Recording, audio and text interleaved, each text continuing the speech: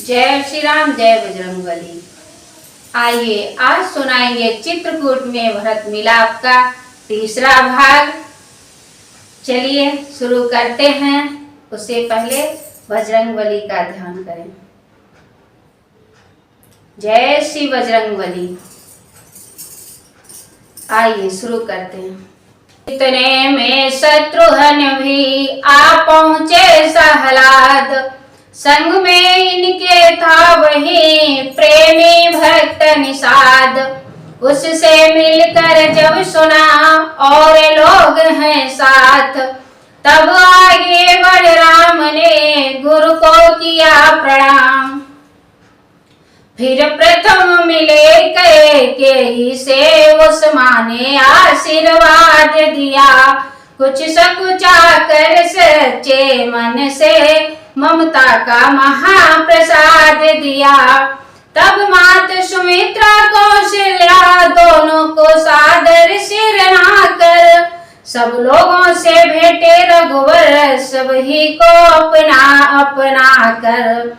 सीता सासों के पैरों पर जीवन को धन्य समझती है, सासे उछाह की सासे ले सब कुछ न्यौछावर करती हैं। उस क्षण का वर्णन और कथन हो सकता नहीं शारदा से, जब सबने मिलकर लखड़ लाल भेंटे निज मात सुमित्रा से। इस तरफ प्रेम का आंसू ही उन आंखों के भीतर आया, उस तरफ छातियों से माँ की ममता का दूध उतर आया। मानो माता यशोदा हृदय बेटे पर गर्व कर रहा है, कहता है अब विश्वास हुआ बेटा तू मेरा बेटा है। वह ही पुत्रवती युवती जिसकी संतान लक्ष्मण सी है, अन्यथा कुपुत्रवती जननी बंध्यारणी ही अच्छी है। चित्रकूट में जब हुआ ऐसा सुगंध मिलाप, अवधपुरी लज्जित हुई उधर आप ही आप। मानो विधि के हाथ है सदा जीत और हार, वन विहार में आज है पुर से अधिक बहार। भूपति का सुरपुर गमन सुनकर सीतानाथ, शोक मनाते ही रहे उस दिन सबके साथ। व्रत निर्जल कर पिंड दे दिया पिता को नीर, श्राद्ध किया श्रद्धा सहित मंदाकिनी के तीर। अगले दिन वन में जुड़ा एक बड़ा दरबार, थी जिस पर उस अवध की राजसभा बलिहार। ईश्वर वशिष्ठ सहित ब्राह्मण ऋषियों का दर्शनीय दल है, कुशोर भरत जी के समीप प्रेमिनी प्रजा का मंडल है। पीछे माताएं ऊंचे पर नीचे हैं दास और दासी, है मध्य जानकी राम लखड़ सन्मुख है जिनके वनवासी। अंबर पर सूखे मेघों ने मौसम कर दिया निराला है, मानो लज्जित है इंद्र सभा उसने यहाँ पर्दा डाला है। इंद्रासन का क्या कमलासन भी यह दृश्य देख कर लाजा है, सिंहासन छोड़ कुशासन पर त्रिभुवन का राजा राजा है। मानो वह बहुरूपों वाला जो व्यापक सर्व देश में है, जीवन और प्रकृति के साथ साथ स्वाभाविक आज वेश में है। भरत लाल कहने उठे मन किए जब भी विचार, उसी समय लाए वहां दूत कुछ समाचार। सुना जब भी आ रहे हैं जनकपुरी के नाथ, स्वागत करने को उठे सभी एक ही साथ। मिथिला के नाथ जनक जी ने जब पांव धरा उस पृथ्वी पृथ्वी पर। तब शीश झुका कर हाथ बढ़े शिष्टाचारों पर मिलने पर दोनों आंखों ने उस क्षण सबसे पहले ढूंढा जिसको। वह क्या थी, एक तपस्विनी थी, टकटकी बांध देखा जिसको। या सच है घर से राजवधू राजसी वेश में निकली थी, पर चित्रकूट में आते ही साड़ी जोगिया पहन ली थी। बस उसी जानकी जोगिन को जिस समय जनक जी ने देखा, या आंखों की पुतली को जब आंखों की पुतली ने देखा, तब गड़ी हुई आंखों ही में हार्दिक आशीष दे पुत्री को। संबोधन करने लगा पिता ऐसे शब्दों से पुत्री को। पुत्री तूने कर दिए चारों वंश पवित्र, आज सुनहरा हो गया तेरा चित्र चरित्र। मग्न हुई बाणी इधर कह कर इतने बैन, उधर प्रेम के नीर में लगे तैरने नैन। तभी जनक को जानकी शीश नवा कर जोर, माता का आगमन सुन चली शीघ्र उस ओर। जननी ज्यों मिली जानकी से, जानकी मिली ज्यों जननी से, वह वरण हो सकता कब है शारदा से और लेखनी से। पुत्री को तप से नवाने में जब माँ की आंख निहार उठी, तो बाड़ी भी उस अंतर का तत्क्षण ही भाव पुकारे उठी। है नहीं गेरुआ पट तेरा सौभाग्य सिंदूर माथ में है सूर्य वंश में सूर्य राम तो लालिमा साथ में है बड़ भागिन बेटी तुझसे बड़ भागिन तेरी माता है। उत्तम संतान एक हो तो सारा कुल धन्य कहता है। उधर जनक को जिस समय प्रभु ने किया प्रणाम, बोल उठे राजर्षि वे धन्य तुम्हें सुख धाम। तुमने इस जग में लीलाधर लीला यह नहीं रचाई है, जग के संपूर्ण मानवों को मानवता खूब सिखाई है। तुम अब सच्चे हो महाराज, तुम सब सच्चे राजेश्वर हो।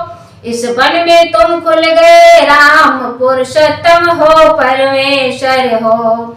तुम पर इस रूप तुम्हारे पर सचमुच विदेहा सत्य हुआ। अब तक था नातेदार जनक, अब जनक तुम्हारा भक्त हुआ।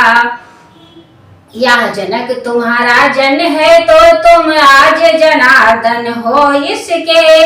भगवान आगे बढ़ दे लगो, तुम तो जीवन धन हो इसके। या कह कर रघुवीर से लिपटे बढ़ा स्नेह, प्रभु से मिलकर आज फिर हुए विदेह विदेह। इस प्रकार जब हो रहा सम्मेलन का काज, संगम मिथिला अवध का चित्रकूट में आज, तब फिर पहले की तरह जुड़ा राम दरबार। भरत विनय कर उन्हें उठे गुरु आज्ञानुसार, शांत चित्त से सिर झुका कर नीचे को नयन, राजंती बनयंती से बोला ऐसे बहन। हे रघुनंदन रघुकुल भूषण, रघुपति रघुनायक रघुराई। छोटे आरत शरणागत को गहिए यह बाह बड़े भाई। माता से जो अन्याय हुआ उसका है पश्चाताप उन्हें, खाए जाता है दिन पर दिन वह पाप और संताप उन्हें। फल मिला पाप का आप उन्हें देखिए न अंग हुआ काला, उस पाप काली माँ के कारण मुखड़े का रंग हुआ काला।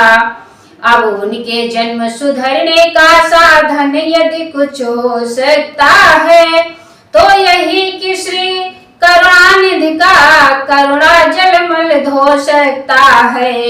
जो ज्येष्ठ अवध के राजा हैं वे चले अवध का राज्य करें। शत्रुघ्न सहित हम दो भाई वन में रहने का काज करें।